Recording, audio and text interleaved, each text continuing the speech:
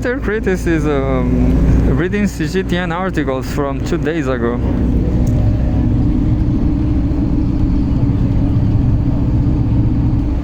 And says like this: Philippines extended continental shelf submission political farce in name of law. Opinion. Oh, this is from 6 days ago, June 19. First Voice. Editor's note: CGTN's First Voice provides instant commentary on breaking stories. The column clarifies emerging issues and better defines the news agenda, offering a Chinese perspective on the latest global events. On June 15, the Philippine Department of Foreign Affairs issued a statement declaring that the Philippines has submitted information to the UN Commission on the Limits of the Continental Shelf (CLCS) on the extent of its undersea shelf in the South China Sea. The aim is to establish exclusive rights to exploit natural resources in the area under the United Nations Convention on the Law of the Sea, UNCLOS. According to Singapore's Liang Xiaobao, the Philippines Foreign Ministry Assistant Secretary for Maritime and Ocean Affairs, Marshal Luis Alferez, stated that this move secures the Philippines' future by asserting exclusive rights to explore and develop natural resources on the extended continental shelf. The Philippine Department of Foreign Affairs noted that the document was approved by President Ferdinand Marcos Jr. and is based on comprehensive technical and scientific research of the continental shelf of the West Philippine Sea. The so-called West Philippine Sea is the name the Philippines uses for its 200 nautical mile exclusive economic zone to the west of the country. The Philippines claims that this delimitation case is based on rights stipulated by the UNCLOS to define the outer limits of its continental shelf, including seabed and subsoil, extending up to 350 nautical miles. We have a photograph from the sea, the South China Sea. They are fishing and there's a boat. China Coast Guard vessel was navigating the waters near China's Wanjian Dao on February 15.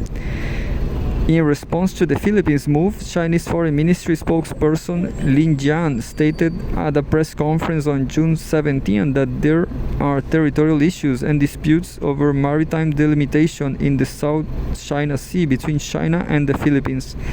He said the Philippines' unilateral submission on the extent of its undersea shelf in the South China Sea infringes on China's sovereign rights and jurisdiction, violates international law, including the United Nations Convention on the Law of the Sea, and goes against the declaration of the conduct of parties in the South China Sea. Lin emphasizes that pursuant to the rules of procedure of the UN Commission on the Limits of the Continental Shelf, the Commission will not consider or qualify the submission by the Philippines if it involves the delimitation of disputed waters.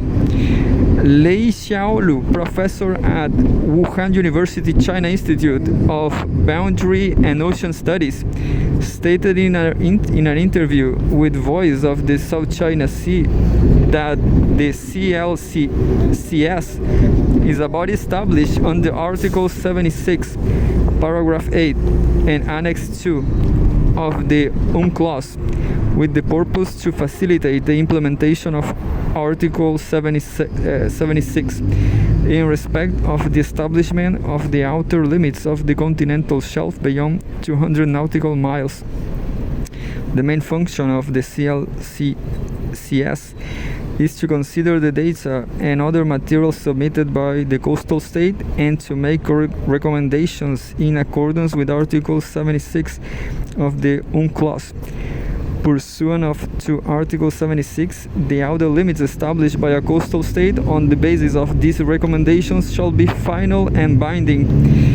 Lee pointed out that according to Article 76.10, Article 9 of Annex 2 to the UNCLOS Article 46 of the Rules of Procedure ROP in paragraph 5, etc., the Commission shall not consider or qualify for a submission that involves unresolved land or maritime disputes.